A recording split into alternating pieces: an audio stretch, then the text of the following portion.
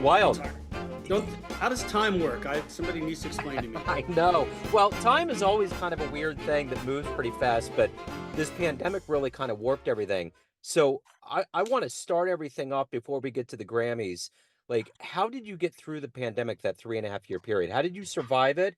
And how did you subsequently, how did it change you? A lot of great questions there. I survived it with the help of an SBA loan from the government Yeah. because after about, you remember at the beginning of the pandemic, we're thinking, oh, a couple of months, Yeah. you know, Yeah. and then 2 months became four, became six, and all the projects we had, all the live gigs, all the work, all the films, everything just done. So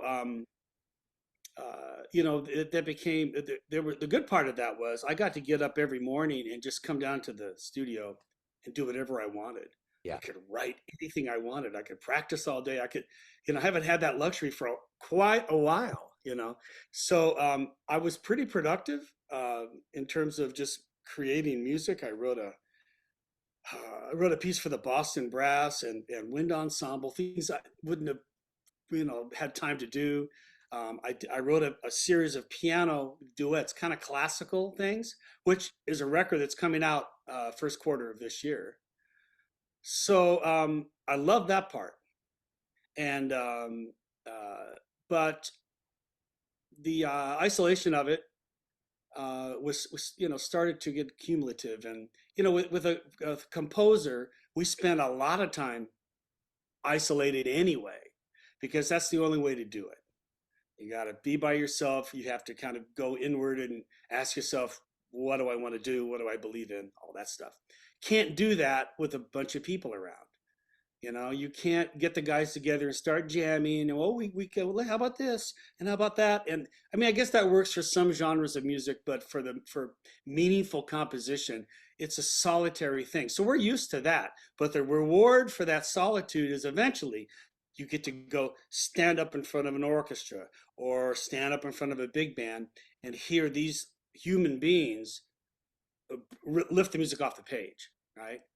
And so that was something that I grew to miss greatly, the connection with other humans, the interaction with them as you're playing music. And so after that year and a half or whatever it was, I remember the Big Fat Band had a gig. It was at an outdoor amphitheater. We had like 5,000 people at this gig. And we were kind of trying to remember how the whole thing went, Yeah. and there was a shorthand that we had developed over the past 20 years, and it felt a little bit rusty, Yeah. but it also felt just invigorating, to be able to look another musician in the eye and have that energy kind of go back and forth between the two people, and not to mention the energy of the audience Yeah. back to us and back and forth, so I don't know, man. I'm not sure if our society would be able to do that again. I don't think it's possible because even with the surge now, I don't think there's anybody anywhere that would even propose any kind of thing that we went through before. There's no way, I think you're right. I you think you're know. right. All due respect to how serious that was, and people that I know that are still kind of dealing with long COVID and some of the effects of that, the people who did lose their lives because of it. There's there's no positive way to spin that, Yeah. but I think that my views have changed a little bit on that, and I was always very pro science and like I'm going to listen to what the doctors say and what they, and I know it was a moving target that Yeah. they was like trying to get some understanding of how the virus behaved and all that. So, but I think next time around it's going to be probably handled differently. Absolutely, it will be. So it has to feel good to have these Grammy nominations, to come out, to have new material. So talk to me about first the material, how it all Yeah. came together, and how good it feels to have these nominations. Okay. Well, starting with the material, there are two records that we've been acknowledged for, and one of them is a record with a string quartet called Quartet San Francisco. And the leader of that group is a guy named Jeremy Cohen, who I've known for quite a while. He was played sessions in LA for many years before he moved to the Bay Area. And he called up and he said, "You ever heard of this guy, Raymond Scott?" I said, dude, I took a deep dive into Raymond Scott because in the 90s, I worked for Warner Brothers Animation, and that was the gig. We had to write music in the style of two guys, Raymond Scott and Carl Stalling. So at that time, I mean, I had to really learn the language of both of those composers in order to do that gig. So I said, man, I'm in. I love that guy. So he goes, great. We want to do a tribute to him. We've got the support of the Raymond Scott family, and so let's just go nuts. So we decided it would be maybe fundamentally the Big Fat Band plus the string quartet, but not on every track. We decided to pair the string quartet with like Take Six. We did a couple of tracks with them. We did string quartet with saxophone quintet, string quartet with two pianos. I played both of the piano parts. Things like that to make it an album that showed the versatility of this man's writing. So that's the first project. And probably the most unique thing about it was the Raymond Scott family gave me a song that he started but didn't finish. They gave me this sheet of paper, a single sheet, and it had scribbles on it. It wasn't really a song. It was like a little idea here, a little concept there. And I asked them for permission to finish it. I said, I know this man. I Yeah. can do it. I think I know what he would do. And if you'll give me that honor, and they said, you take it. So I finished his song based on what I thought he was intending, added a little bit of Gordon Goodwin in there, but and that's one of the things we have a nomination for is for best original composition, which we will probably lose to John Williams because that is the way of the universe, and Yeah. all is good with that. Yeah. But anyway, that's the one project. The second project is an Ella Fitzgerald tribute record by the vocalist Patti Austin, and I've known Patti for some years now, and she called up and said, Ella's 100th birthday is coming up. I already did one Ella tribute record, but I want to do it again. Can you do the chart? You want to do it? And of course, that was an immediate yes too. Always loved Ella, but also always loved Patti. She's a consummate musician, great singer, but a better musician. So she can get up there with the guys in this band and hold her own. She hears it. So we collected a bunch of tunes that Ella did, tried to approach them a little bit differently than Ella would have done, update them maybe a little bit. And I'm so happy that Patti got acknowledged for her singing because she is heir apparent to Ella Fitzgerald in my view. Yeah. Interesting, right? Because she had all those pop hits back in the day with James Ingram. She had How You Keep the Music Playing, Baby Come to Me, and that stuff. She was at the top of the mountain. But lurking within her was the soul of a jazz singer, and she has shown us why she's the heir apparent to Ella.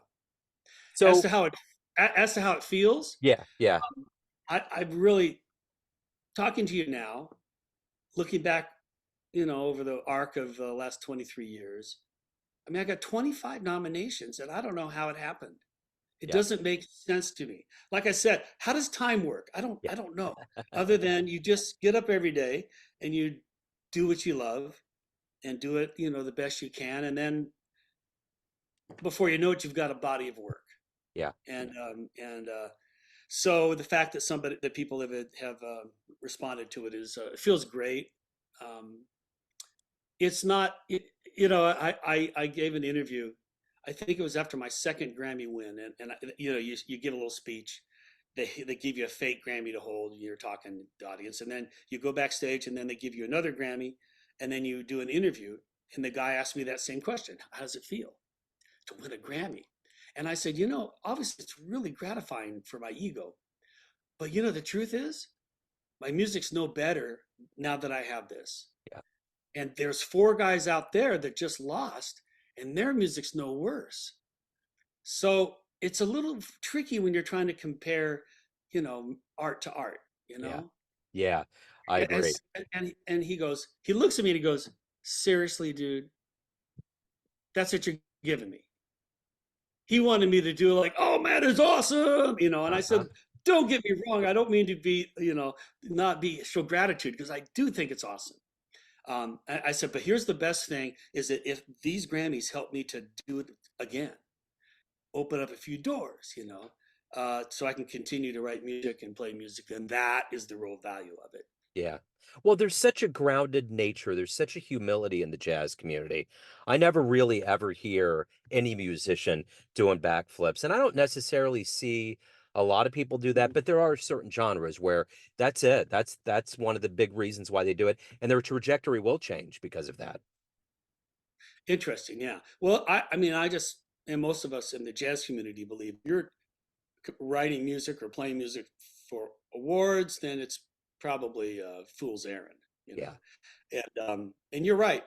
There's an inherent honesty that's required to play music in this genre. Yeah. And maybe that honesty and transparency precludes um, being carried away too much by the ancillary benefits of it. Yeah, for sure. I So, say that, and look, it's a blast going to the Grammys. It's yeah. fun, I got them right over here on my counter. I mean, they're right up there. It's great, Yeah. but it's not the reason to do it. Yeah, for sure. So the other component of this that we all missed that's very key is the live performance. What's going on now? We have a new year. How's all of this kind of unfolding for you getting back at it? Oh man, a lot of gigs. Yeah. A lot of gigs started to come in the probably the second half of last year, going into 24, and including Japan has finally opened up a little bit. We played the Blue Note in Tokyo almost every year, but they hadn't really been bringing over American artists very much since COVID. But they've opened up again, so we're looking at doing that in the fall. And uh, it's interesting. We just did a tour of Florida Yeah. in right before Christmas, and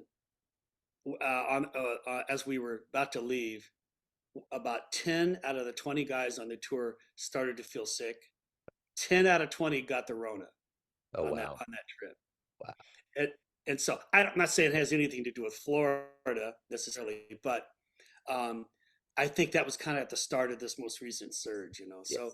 travel is that's the hardest part of it. Once you get to the gig, you get on stage, then it's great, Yeah. and you're able to, when you go to somebody's town, it's a little bit of an event for people to come out and hear the band. So, um, you got to do it. Yeah. Definitely a- got to do it. Absolutely you do. So if anyone wants to pick up these albums, if anybody wants to tap into getting tickets to your shows, all of that good stuff, what's the good business? Probably the best thing is I've got a new website redesigned, bigfatband.com. But we're on all the platforms, on Facebook, Gordon Goodwin, on Twitter, or whatever you want to call it, at Gordon Goodwin. We're on Instagram, the real Gordon Goodwin, also Big Fat Band HQ. So, we're kind of hitting all, checking all the boxes as far as social media. It's an interesting thing though, because Patty Austin's people made the decision to go easy on pressing CDs. It's on Spotify and YouTube and Tidal and all the digital platforms. But I think they were kind of looking at how many people are buying CDs anymore. Yeah. I don't have a CD player in my car. I don't have them here on this computer. I don't Yeah. have one on my laptop. I have an external disc player which I have to use if I want to play a CD. Yeah. So I think maybe it might be done.